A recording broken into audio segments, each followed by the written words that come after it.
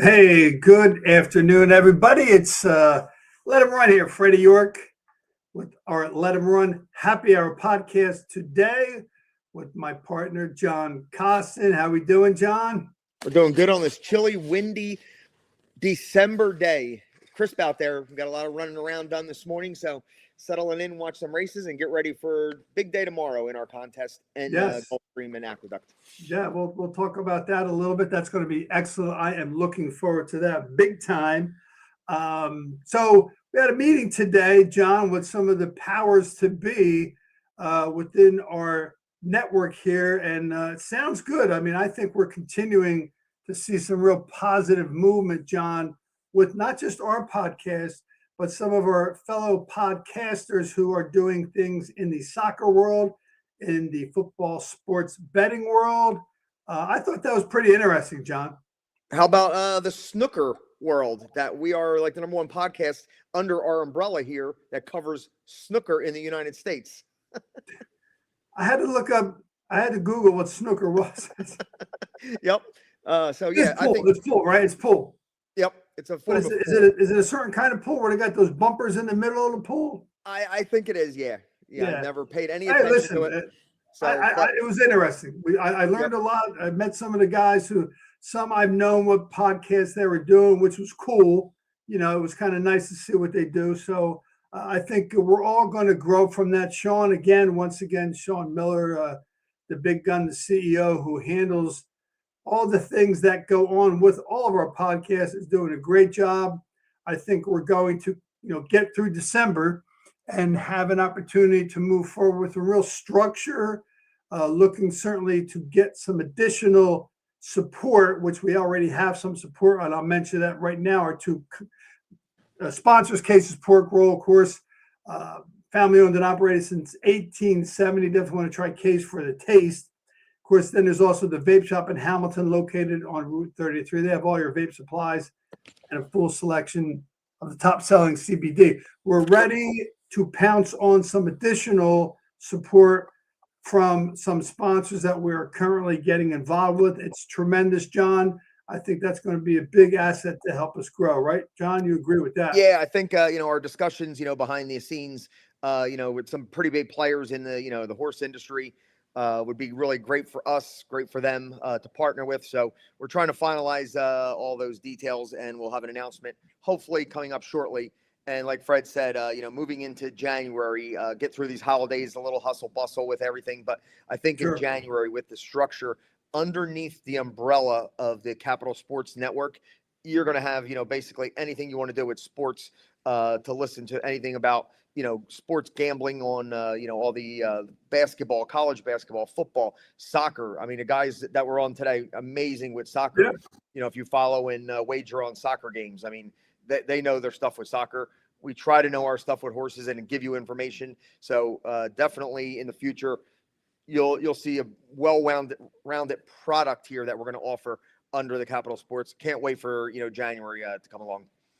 I agree. I also look forward to the new year for many reasons, John. One of the things I'm going to this time is a real toast, John, because I had my hip replaced 10 days ago. Feeling really good. In fact, when we get done our podcast here, I'm gonna jump into JoJo's and continue this happy hour. So here's to us, John, moving forward, and good luck to our All viewers. the best to your health and your hip and our horse picking. Health, hip, horse picking. The Triple H today. That's a good one. Hey, speaking of horses, John, we're at Parks on Wednesday. Let's get it. Unbelievable. You can't make it up. You had to be there, basically, Fred. You had to be there to see what was going on. I was there. So it's not making this up. 10 days ago, we entered on that Wednesday. It poured rain so bad that after the second race, they canceled the races. So we turned around and come back home. We didn't go to the track because we canceled our race. So we re-entered a week later. Beautiful day out there. Awesome. We're, at the bar having an adult beverage with the crew that came out to support and watch. Fred and Maria, my buddy James and Andrew, fellow owner, and Chris, trainer Tyler. I mean, it was, my brother got there from work. So everybody's all ready to go. It was awesome. And they're ready to, make their way to the paddock. And I'm telling everybody, okay, you guys could go stand over there. I'm going to go in the paddock next to the horse. You could see them saddle the horse. And as we're sitting there and I'm getting ready to walk over, I look out and I see a loose horse. There's a loose horse and the flashing red lights going off. And I'm like, that's probably us, knowing her antics. Sure enough, I walk down there and the trainer's on the phone and it is our horse. Oh She got my loose. God. And That was bizarre. at the top of the stretch where they come onto the track, one of the entrances onto the track from the barns, Right. the maintenance garage is right next to it. So they were actually, because of the rain was starting to come, they were lowering the harrows, the rakes that go around Right. and groom the track. So they Yes. were pounding on them with sledgehammers to Oh, lower no. them a certain thing. And as she walked right by, Bam. the loud clang of the metal, she lost it. She reared up. They, the two guys holding her, she's strong as could be, and got away from them. And there was a pony waiting there to take her, walk her down to the paddock. We had everything covered. She had earplugs in, and she shook Oh the shit. earplugs out. Oh, wow. She shook them out. The blinkers we had in our pocket, we're going to put them on in the paddock, and she was gone. 2 laps around, they finally caught her, and obviously a scratch. So here we are, back to square one, looking for another spot. Well, So hey, I'll go stop out to the track tomorrow morning to go check on her. But check her all out. word Well, is she's safe and sound in the stall. well, the best news about that, John, is that she is safe and sound. That's good Yep. to hear. We'll look forward to hearing when J.K. Strong, when she will be running again. And I hope, just so that this is a little selfish on my part, but I hope it's before I go back to work on January 5th. Maybe if not, I'll see what I can do to work it out. I get there anyway, John. I would like that. Was fun. It was the excitement was building. You could tell Yeah. the excitement was building. Anyway, good. Thank you for that update. So I want to touch base a little bit as we do on our happy hour. We're not getting deep into our picks. We just talk about the horses and a couple of the races that we highlighted on our pre-podcast information to let you know what we're talking about. I have become, and I know I talked to you about this, John. I'm becoming a real savant. I'm not going to say idiot savant because I don't like that word, but a savant. Getting into the analytics of Brisnet, and I often talk in our podcast about Prime Power and mention, this horse is number one, Prime Power. So I said, I want to see what do the analytics back up here for Prime Power. Very interesting. If a horse is number one Prime Power by +3 above the next horse, they win at a 39% rate. That's pretty strong. But then if they're +6 points, that goes up to a 46% win rate. That's strong.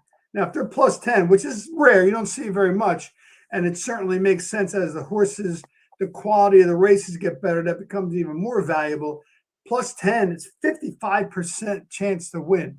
I mean, that's got to have some value to us as handicappers, John. For me personally. Yeah, I think I'm a DRF guy. You're leaning more towards Briz, and there's just so many great products out there and whatever you're comfortable with. And when I do peruse the Briz, one of the only things I really look at is like the late early pace figures and the Prime Power. That Prime Power, it just encompasses everything about the horse, all the analytics into that one number called the Prime Power. So when that does stand out, that's usually a single. You could go narrow in that race.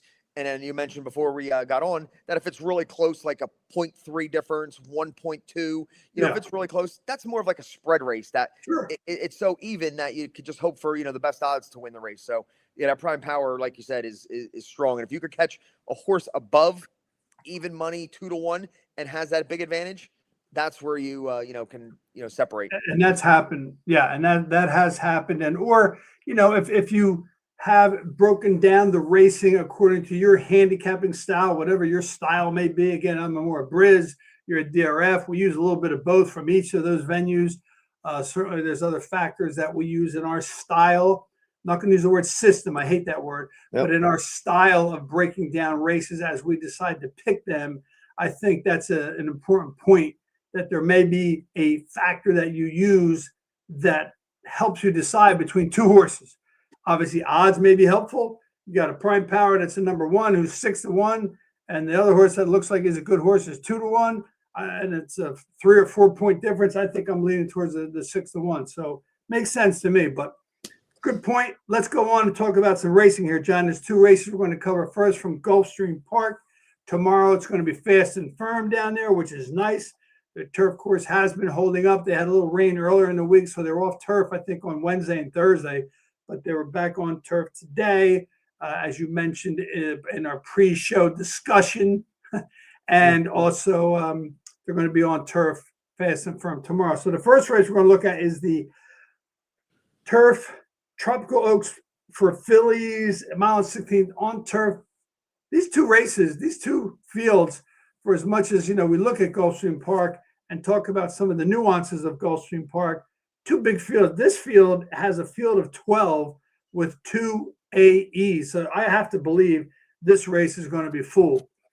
Even if one or two scratch, you're still going to have a field of 12. So we'll cover through these these horses quickly. John, I'll start off with number 1, Smart Union, ridden by Johnny Velasquez, 12-1. This horse in the last race out ran against Nitrogen and Lust Lips and a Florida Oaks Grade 3. That's some pretty serious competition. I'm going to say the horse wasn't disgraced, but prior to that, that horse had a good record in some optional claiming races on turf. 12-1 from the rail, getting Johnny V for the first time. The horse has certainly got a chance, I think, to get into some of the exacted bets, trifecta bets, John. Yeah, I did this without the morning line odds. So, I was guessing that this was going to be a price horse. I'm pulling it up on my phone here. I could see that this one's 12-1 morning line. Sure. And at that, double-digit number, a definite must-use for me. Hooking up with Johnny Velasquez again, who has, one of the wins on the horse. He's 1-for-1. Graham Motion off the long layoff. He's good with those numbers. And a maturing 3-year-old through the summer. And I've seen my 2-year-old grow up month after month. So, 3-year-old. You know how that works. Yep. She could come back, 6 months later and be a totally different animal. And, definitely, I think could get the trip from the inside with Johnny V. A must use at double-digit odds. Moving on to the 2 Super Willowa. Trombetta, one of the definite pace factors, and according to Equine Edge, has the pace advantage here in this race. Yep. Racing for Mrs. Weber. Well, that's Live Oak Plantation. So the one thing I don't like is first time no Lasix. Horse has been racing on Lasix their whole career. Been bet almost every single time. And now no Lasix the first time. Second time back off the layoff. Definitely fits with these. Trombetta's been doing good on the East Coast here with these turf horses. Had the favorite for the Breeders' Cup filly turf. And the horse didn't run up to what I expected because I picked her that day. But Trombetta's, mild turf horses have been, pretty good. So big shot with this one here. Yeah, I mean, one of the statistics that we don't see among the many statistics that we do see is, first time Lasix. Yes, I don't see stats that say first time without Lasix. That'd be an interesting stat to add to the, how the style of how maybe we do look at our horses and whatnot. However, this horse won his first, last 2 times out on turf at a mile and 16th at this distance. And the workouts, I'm assuming that, as we often talk about, if the workouts are an indication of how this horse might run without Lasix, if that is true, that the horse was doing those workouts without Lasix, John, I believe you would agree that that's what happened there. Those workouts are pretty solid. So I think this horse is another possible horse to use in a wide open race. The number 3 horse, and one more time, 5-1 morning line, being ridden, the riding being taken over by one of my favorite turf jockeys, Javier Castellano. Has another horse with a pace factor, Mark Cassie, putting horses where they need to win. Won the last 3 times out, looking for 4 wins in a row. Coming down from Woodbine here to Southern Florida and warming up. So I think this horse is probably going to be one of my favorite horses here tomorrow. We'll see how it works out, John. Yeah, definitely one with a big shot for Cassie, a grade 1 winner in this, non-graded $125,000 stake. Came off the 1-year layoff and won against 5 horses, 60 cents on the dollar. Just powered over the field on class. So now we'll see, when the really second time back off the layoff, definitely going to be a big player if, ready to fire second time back off the layoff. The 4, Destino de Oro. This horse, if you look 2 starts back, was 80 cents on a dollar in a 12-horse field against Fione. And we all know how good Fione is, who's just been bucking heads with, what's that, Lauren? Laurelin. Laurelin, yeah. So this horse was 80 cents on a dollar against Fiona. That was crazy because coming off those, 2 races, on the grass, stepping up, getting better and better, looked like an absolute monster. And for whatever reason, that Kentucky Downs, there you go. That's one of the reasons. Yep. You almost put a line Kentucky Downs curse. Yeah. So, and the QE2, she really didn't do much running in that at all. She just, went around there, and Lush Lips got the perfect trip that day. Lauren Lynn got stuck back, and then Fiona was in that race, and she got stuck behind Destiny D'Oro, but she did pass Destiny D'Oro in the stretch that day and finished 4th, Fiona, and came back to win the Aqueduct race. So at the low price here, trip dependent, needs to come from the back of it. At 8-5, maybe some are going to be more appealing, but definitely one of the top contenders. The reason this horse is a top contender for me is what we just talked about earlier in the show. This horse is +10, number 1 prime power. That's 55%.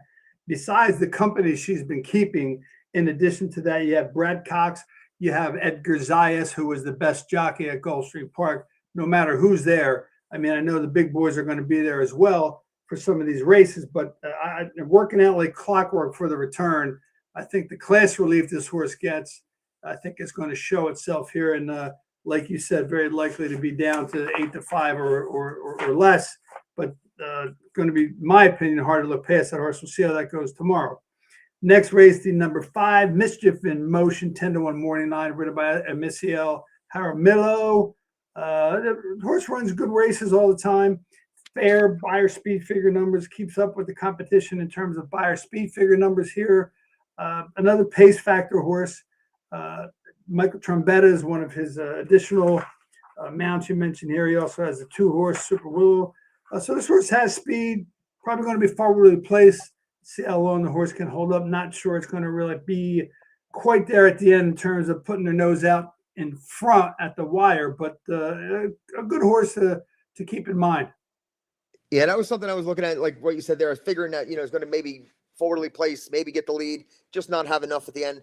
But when I went back and looked at that race, it doesn't really look like the running lines. If you watch the video, that, the horse was back there in like 3rd, 4th, and then he made this like big sweeping move, like, early into the turn and just tried to run away and hide. And I think he just made such a premature move that the horse that was sitting perfect, the 7 horse we're going to be talking about, Crafty Collector, just sat the perfect trip and just passed a horse that, prematurely moved, got tired in the last 50 yards, and the closers really couldn't get into the race. They, were sitting too far back. So I think this horse might be a little bit tighter, and a better timed ride could be a factor. There's 4 horses coming out of that same exact race, and that's one of them that I would take out of that race. Out of the 4 of them, he would be one of the 2 that I would take out of that race. Moving into Ramsey Pond, second one that was in that race.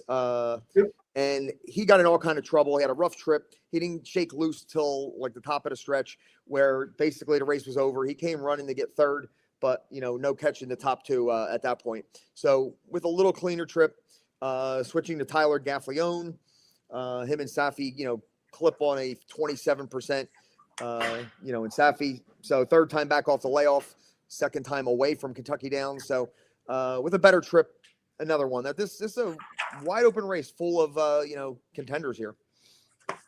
I 100% agree with that. Again, Jaramillo, just a quick note in the race, the horse before Mischief in Motion, it's his 2nd time on the horse, so definitely going to have a better feel for when to make a move with that horse.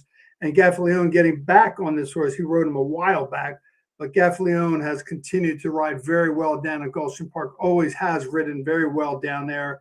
And with Safi Joseph Jr., one of the best trainers down there in Gulfstream Park, that horse definitely at 12-1, in my opinion, is definitely a must-use.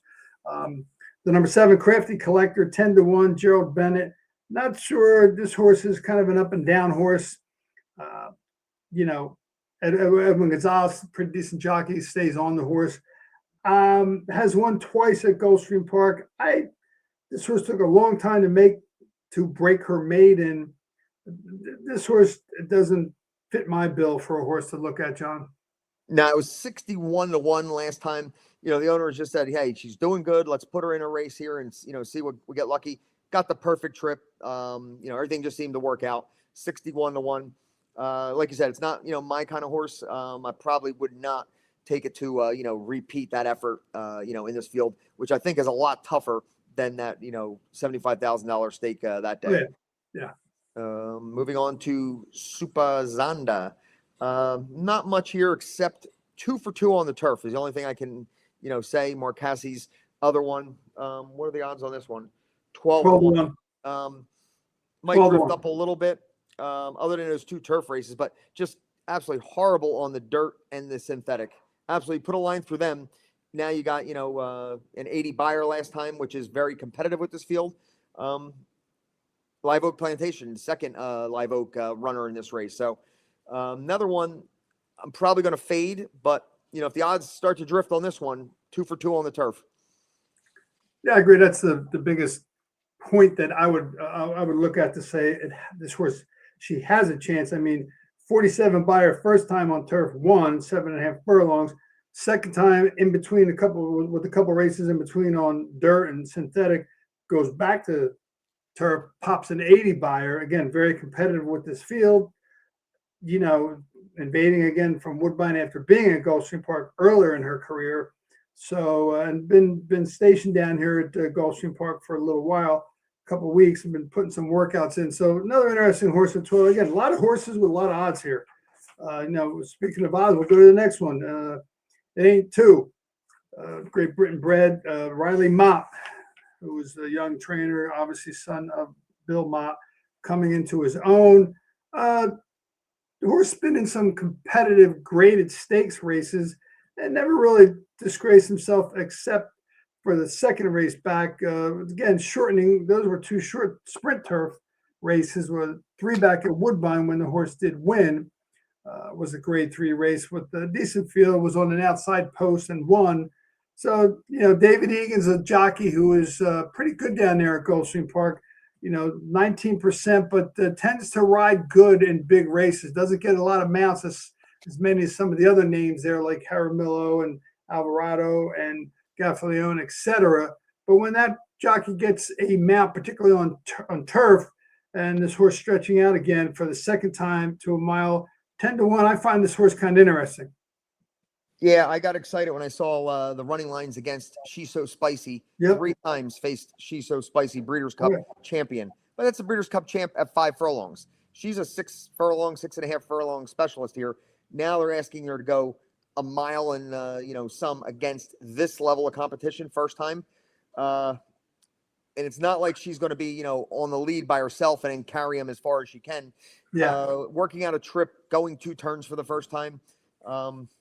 A lot. It's a tall task. I'd have to, see a race here, and if she could go, get the 2 turns. But, I don't think I want to take her going 2 turns against this field first time. Agreed.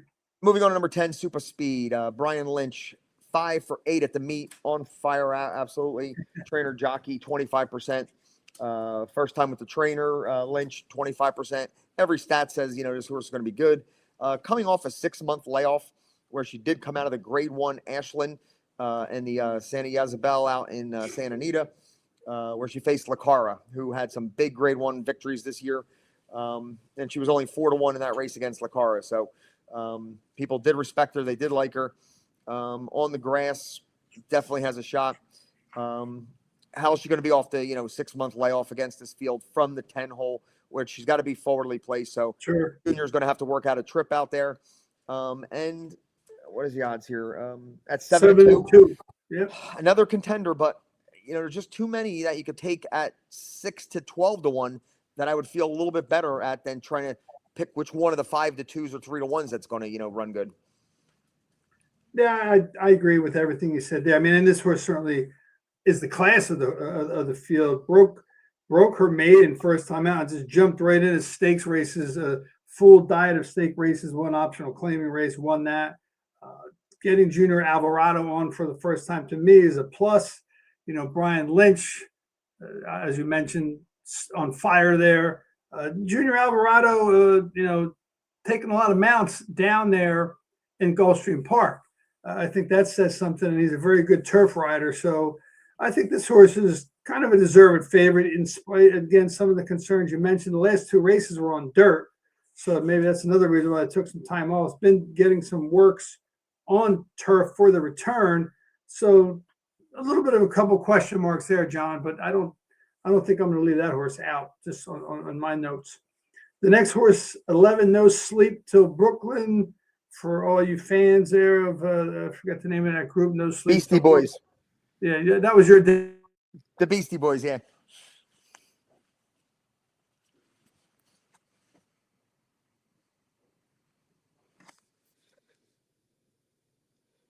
Fred, We reloaded.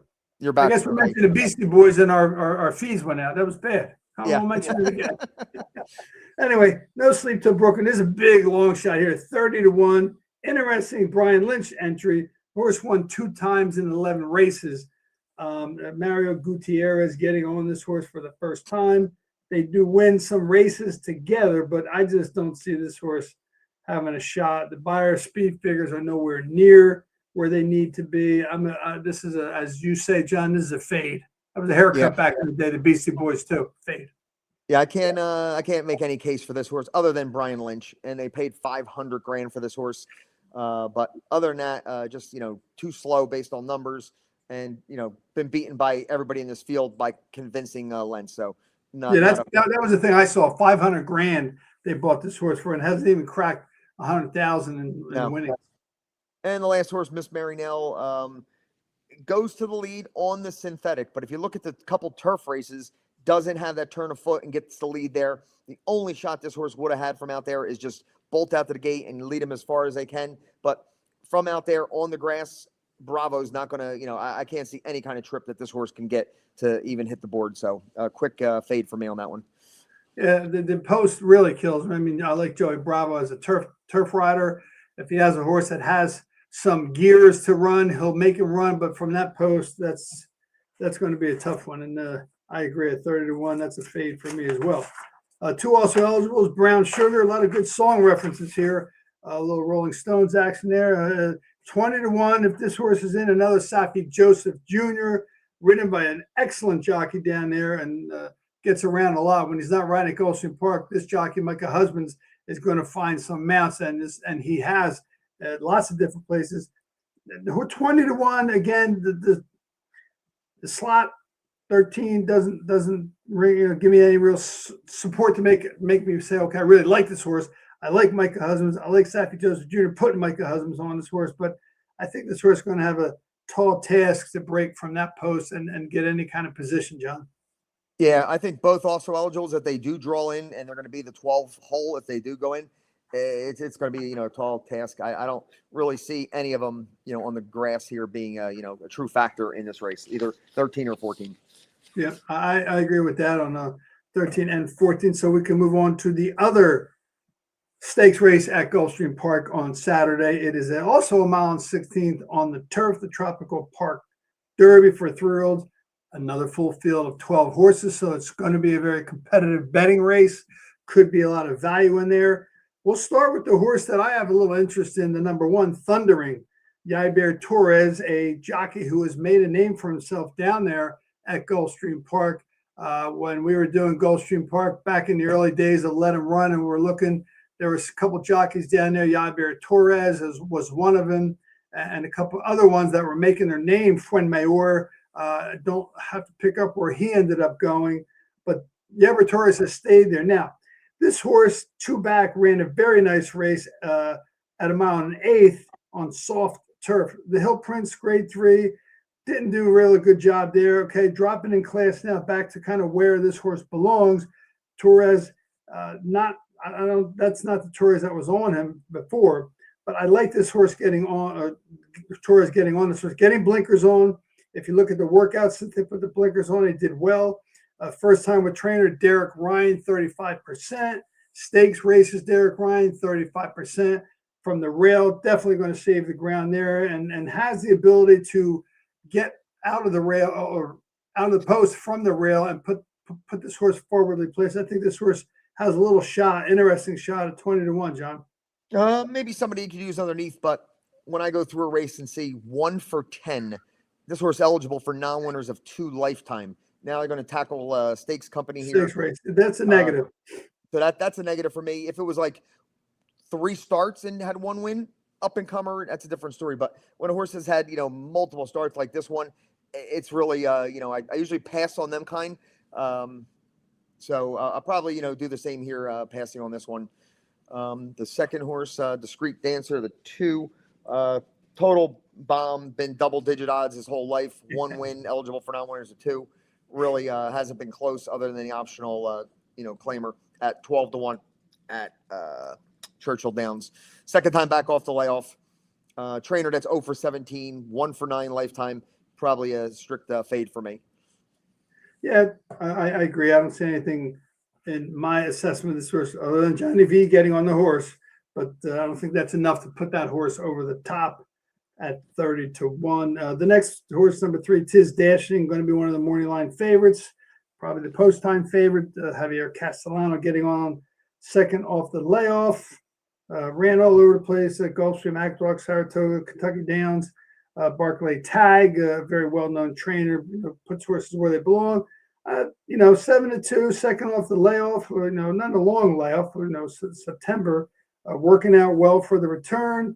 Tis the Law, out of Tis the Law. I think this horse has a pretty good shot. Yeah, definitely one of the major players here. Faced Giacoso, who came back and won that race 2 weeks ago. Zulu Kingdom, who's been the champ. Old male turf horse in the summer all year long, ran off about 5 in a row. Was pretty close against that one. This one, if he gets the right trip with Castellano, can definitely, make some noise. Absolutely, yeah. At that mod. So one of the major players in this race for sure. Church and State. I didn't have too many marks next to this one. Let's see. Turning back a little bit from the 1 1/8 distance. Faced Tiz Dashing last time. Tiz Dashing beat it convincingly. This horse was 28-1. Probably, maybe at best, like a third or fourth. Round out your tries and your supers. The best I could see for this. Micah Husbands piloted.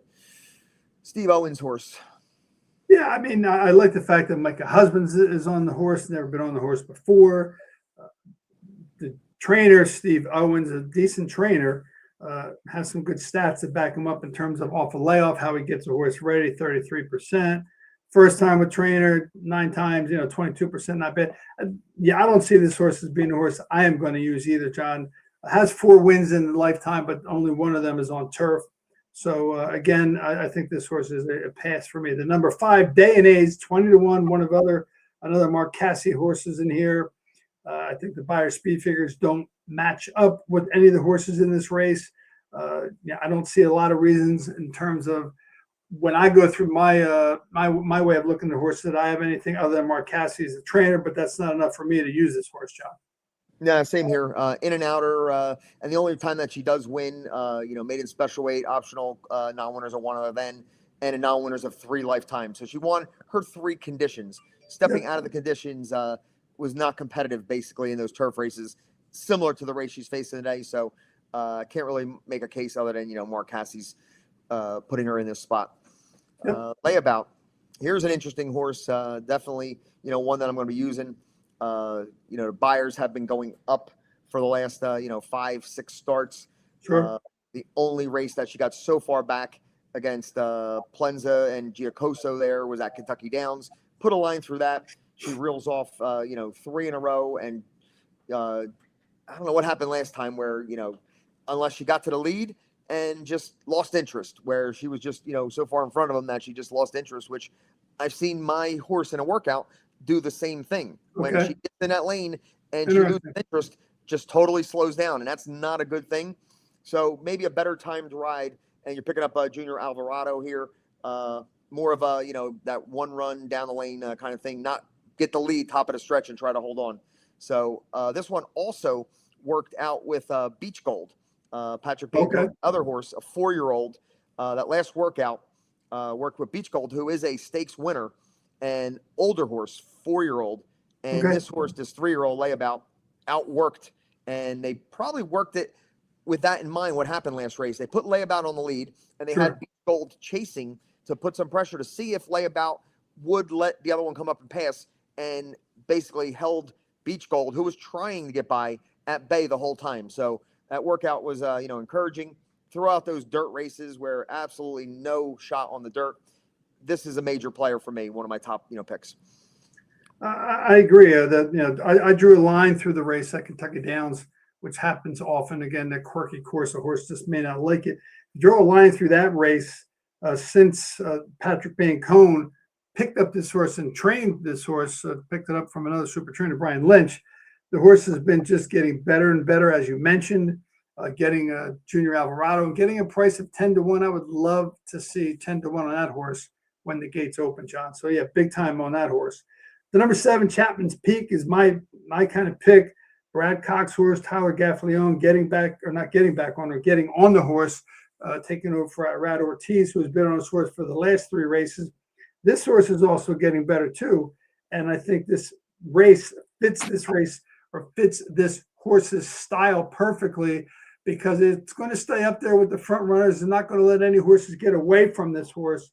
And I think Gaffalione is the perfect jockey for that, who could put this horse in a good position to stalk. And I like this horse a lot, especially at 5-2. This horse is definitely a horse that I am going to be looking at very, very closely. Yeah, this definitely is one of my kind of horses. So I'm going to keep it in the middle of this field here between the 6 and 7. That's, somehow going to structure around them too. Brad Cox. And if you look at this horse, every single field that this horse faced, double-digit starters. I mean, to see a 3-year-old. Interesting, yeah. I didn't notice 10, that. 12, 11, 10, 11, 11. You never see that, especially not in California. You would never see that. But here, I mean, they're just all big fields, and this horse is, trying every time. So, throw the one race out with the off-the-track race, put a line through that. Last 3 on the grass has been, pretty darn good. Got beat by Giacoso, who tripped out that day and, just got her at the wire. So this is definitely one that, I'm going to, lean on the Godolphin, Brad Cox. Stimulate, another one that I want to try to find a case for. It's the last race at Kentucky Downs, put the line through that. And then the last race, really don't have no idea, what happened there. They were actually sizzling on the front end, 47-4. And this horse should have came running a little bit more and really, didn't do much running at all. But Giacoso came out of that race to win his next start. So maybe that was a, decent race, a key race. So if the odds, what were the morning odds on this one, Fred? That was 12-1. 12-1. Somebody for Mott at 12-1, I could definitely include underneath. So the 6, 7, 8, like somewhere in that mix right there. But definitely an 8 is used for me. I find it interesting for me that Bill Mott did not put his go-to rider on the horse, Junior Alvarado, who knows the horse very well. Obviously, last ridden by Irad Ortiz, completely, understandable there. Joey Bravo, not a terrible jockey, but I just wonder, why Junior Alvarado didn't get on this horse for Bill Mott. Obviously, Patrick Bancone, Alvarado never rode that horse the 6 before. Maybe there's something I am missing, but it just kind of makes me scratch my head a little bit. I tell you, that's a great point. I didn't pick up on that, and that is really head scratching. So maybe I would downgrade the 8 a little bit based on those factors that Alvarado did not ride this one for Mott, and makes me think the 6 might be more live, that if he's passing up a chance to ride for Mott for Patrick Bancone. So I like the 6 more, and I would downgrade the 8 based on that information. Okay, so let's go to the 9 then. Roar of the Beast. I'm watching a good show called The Beast and Me. I watched it. It's pretty good. Speaking of beasts. So this horse 20-1, Joseph Safi Joseph Jr., Raj Marag on him. Got some early pace. Definitely going to be a pace setter from out here. Interesting at 20-1. I don't think this horse is good enough to take this horse or take this field all the way around. But it's going to be interesting to watch, because I guarantee this horse is definitely going to bolt out of the gate. Marag is a good jockey with that, so he's going to give this horse a good run. Is the lone E. If you're going to Brisnet, doesn't mean he's going to win, but has a couple elements going for him. I just think he might be a speed horse setting up for some of the other closers in this race. But at 20-1, I'm going to, probably take a look at him in some regard, perhaps even in the contest, depending on where I am at in the contest, to look at this horse as maybe a way to get me out of a deep hole if I'm in one, John. It could be mathematically your only chance left that you might lean on like a 40-1 shot in order to, have a chance at the contest. And sometimes with those contests, you're up against it where you're strictly betting numbers and odds, not your best pick. Sure. It all depends on where you're backed into a corner with a contest. So Gotcha. This one here is not for me. And even if I was up against it in a contest, I don't think it would be my pick to let it all ride. Last bet on this one. So total pass for me. Candy Town, 15-1. Just a hard trier, was favored 3-1 over the 12 horse who we're going to talk about for Trombetta. He was favored over that one. Ran with Salamis, who was pretty darn good. Sure. Won the race before that. So definitely gradually like improving 3-year-old. But did he hit his ceiling? Did he hit like where he is now? And there's maybe not much more room for improvement. Not sure. What are the odds on this one? 8-1. How much? 8-1. 8-1. I probably need a little bit more, like 12 or 15 to, consider, but Zayas and Pletcher, tough to leave them off. But sure. Yeah, I would probably fade at the lower than double-digit odds. Yeah, I agree. I think this horse, certainly with Zayas on board and Pletcher as the trainer, got to take a look at it, but I don't think the horse is just quite up with the quality of some of the other horses we already mentioned in this race. The number 11 Tank, 8-1, ridden by Jaramillo, has been in some serious stakes races the last few outs. Knows Gulfstream Park well, knows the distance well. Just seems to have been having trouble the last few races. That's probably why trainer Carlos David put this horse on the shelf for a little while since September, because the last couple of races before that were a little rough, although 4 or 5 races back had showed some speed on turf. So this horse probably could be another pace factor if he's ready to run. Again, not to necessarily win the race, but definitely will definitely from this post will hit the gas and try and get out there and see what happens. Again, don't think this horse has a chance to win, John, but I just think, in my opinion, it's going to be another pace factor. Yeah, another one on the front end, mixing it up. Did run competitively.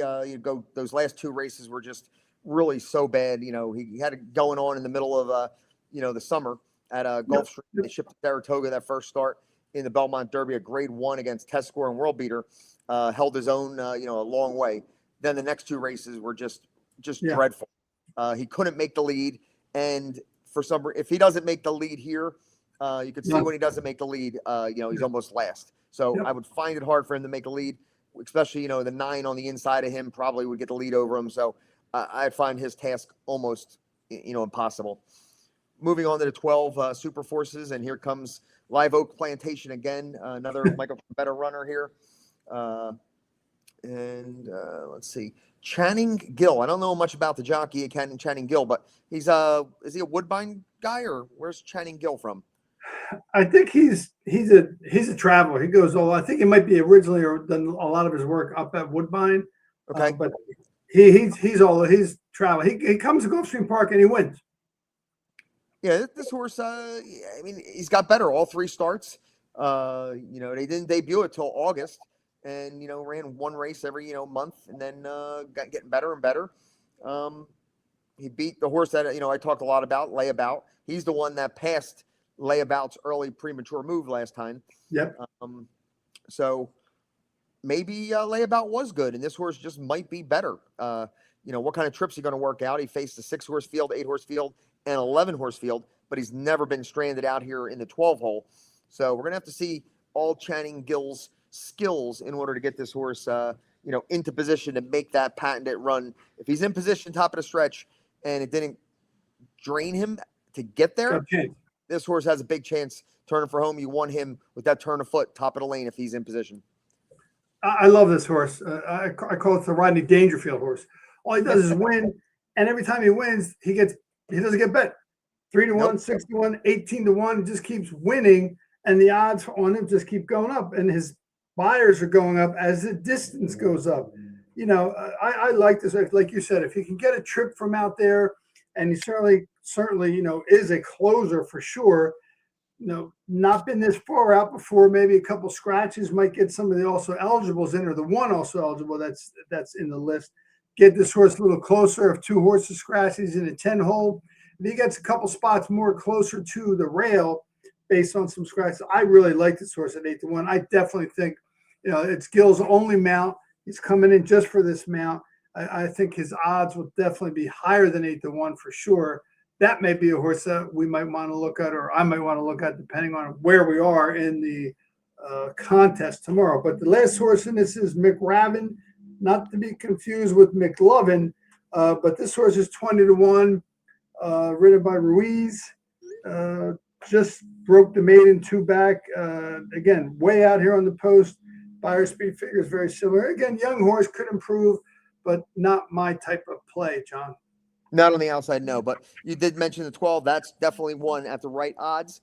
Late in the contest, that could be that 8-1 shot that, gets you over the top in the contest if you have, bullets left. So would be one that I would consider.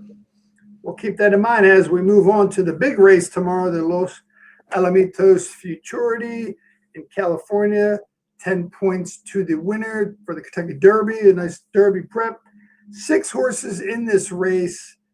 I think they renamed the race. It's not the the Futurity. It's the Bob Baffert Futurity. Well, he's won it 14 times, if you haven't heard that. Won 9 out of the last 12 times, has 3 horses in this field. So very likely that streak is to continue. But we'll start with one of the horses that's not a Baffert horse, the number 1 horse. Acknowledge me, please. A lot of people are kind of liking this horse, I guess, just because they want to like somebody other than a Baffert horse. But, Doug O'Neill trained Slow Down Andy to win this race in 2021. This horse definitely has some speed that he's going to have to use from the rail to have any chance.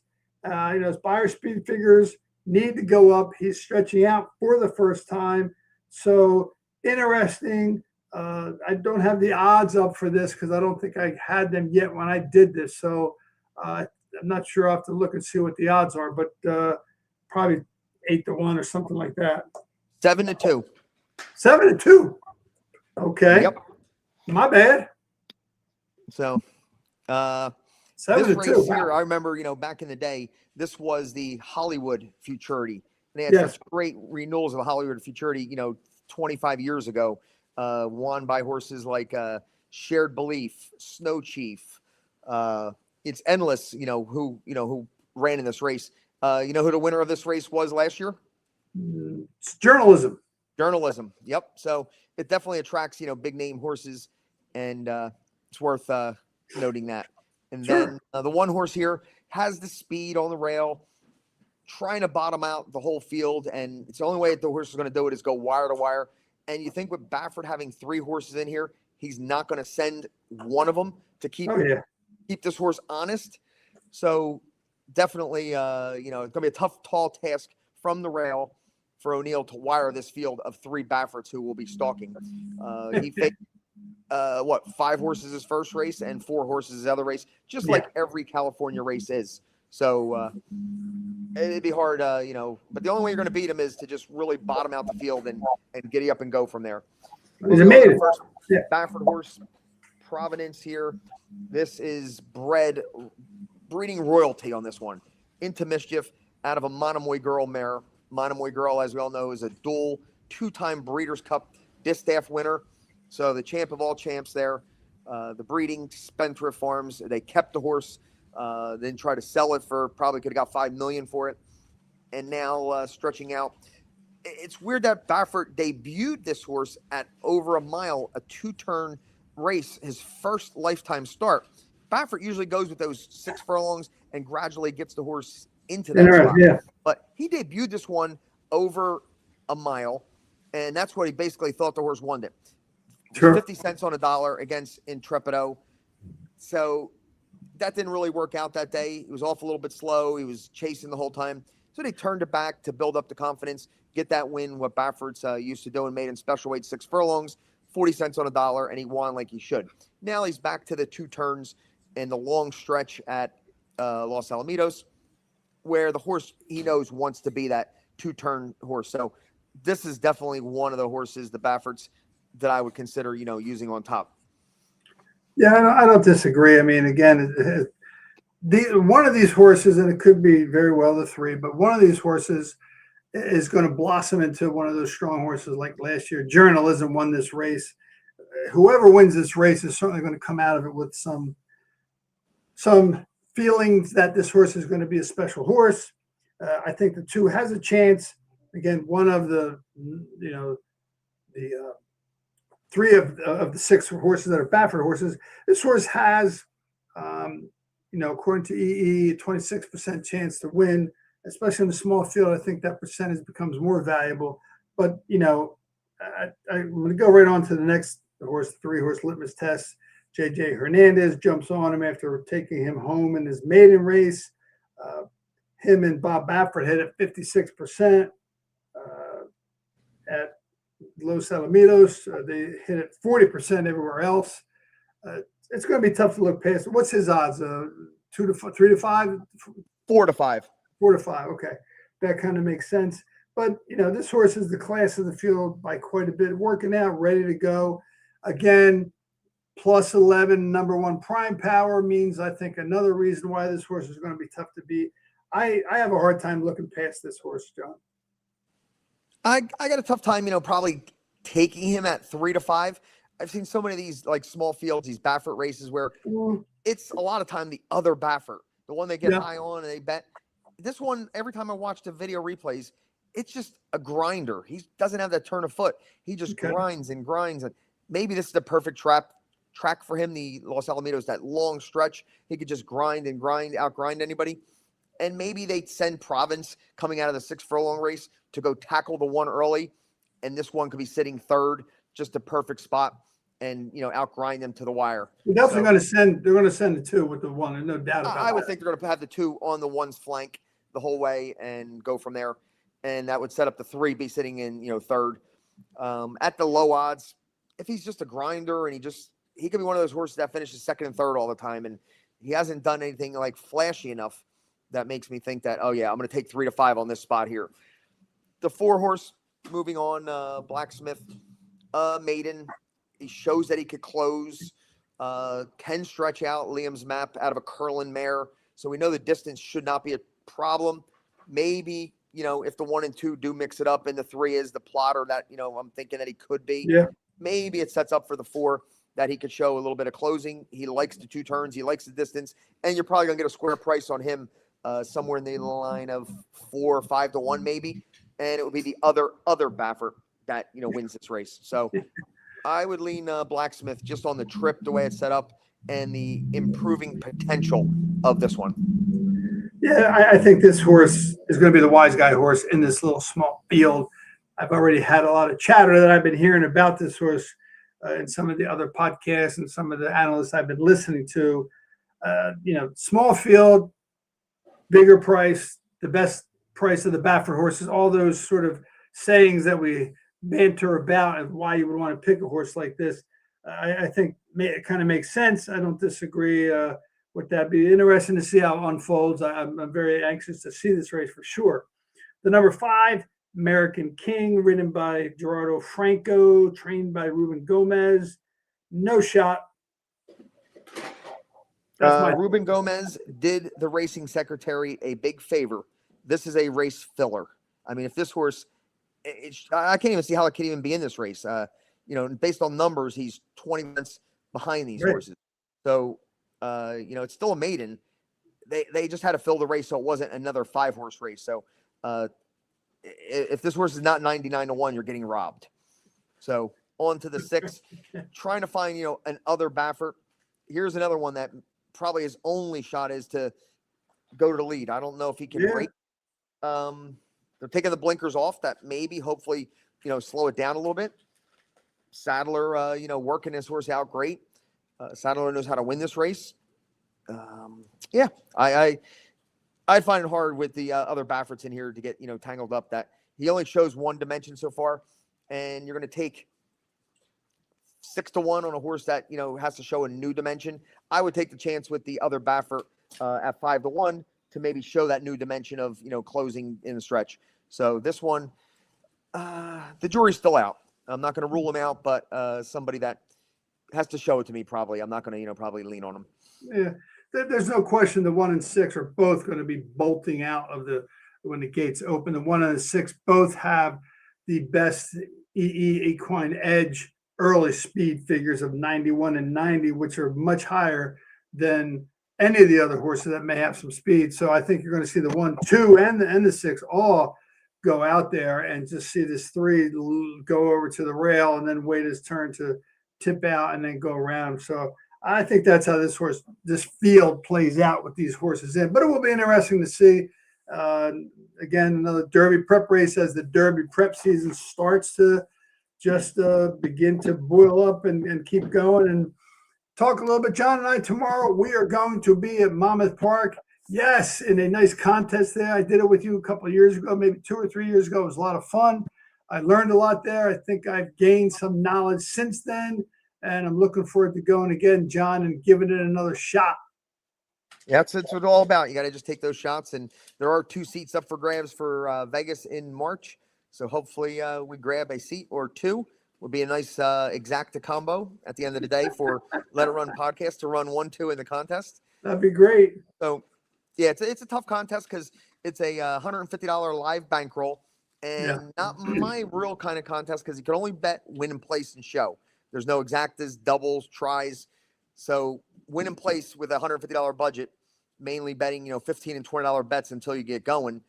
So, and you don't need like thousands of dollars in this contest to, make it. It could be $900. You could turn your 150 into 900 and wind up getting a seat. So keeping our eye on the leaderboard is the strategy all day to see what type of horses we can. I'm going to play 2 different entries. One entry, I might lean on some favorites to try to parlay maybe some favorites where, even money, 7 to 5 shots, try to catch 3 of them in a row by parlaying them. That could get you to $1,000 bankroll. Or take the other one and, take $50, $40 shots on 6, 8 to 1 shots to see if you can get something going. So 2 different methods you could take to try to hit your target number. A lot of times in these contests, you're going in with a target number that you're trying to come up with a betting strategy. How am I going to hit that target number? And you readjust on the fly as the leaderboard changes and as your picks win or lose. Yeah. And I laid out strategies after I went through both of those races with how I look at those, in terms of what elements we talked about, handicapping elements we use, and knowing what you just said, having a target in mind. So I'm excited about that. We'll be doing our podcast live there at 12:30. We'll be doing it live there. And I want to just make sure that you see what I'm putting up here, because we have our eye on, or I do. And then when I talk to John about it, he'll probably agree. But a juicy first time starter, which I really like, at the Big A tomorrow. So tune in at 12:30 tomorrow, where we're going to talk about the final analysis of these races when the scratches come out. We'll talk about some of our picks. We're also going to break down the last 5 races at Aqueduct, breaking them down on the podcast, and then definitely going to be breaking them down in the contest. So that should be interesting when we do that. So make sure you tune in 12:30. We'll be on. You can catch us on multiple streaming apps and social channels. John, do you have any final thoughts before we get to tomorrow with our serious picks? Yeah, I just looked at the Aqueduct 3rd race real quick for tomorrow, and there's a horse named, I guess, after you. I don't know if that's your big pick or whatever, but the name suits you to a T. Chad Summers' horse in the 3rd. Funky C, Funky Do. It is all about the funk. Not the horse I was referring to, but a horse that I am looking at, though, for sure. And it's funny. That is all you, Funk. I think tomorrow I'm going to wear a funk hat. I'll do the podcast with the Let 'Em Run hat, but I'm going to bring a funk hat. That's a good point. But I did see that horse. I definitely want the horse I'm looking at, but not the juicy one I'm talking about. So, hey, as we close out, listen, just like we said, bet smart, cheer hard, fast horses equals serious fun. And until next time, let them run, guys. All right, have a good night, guys.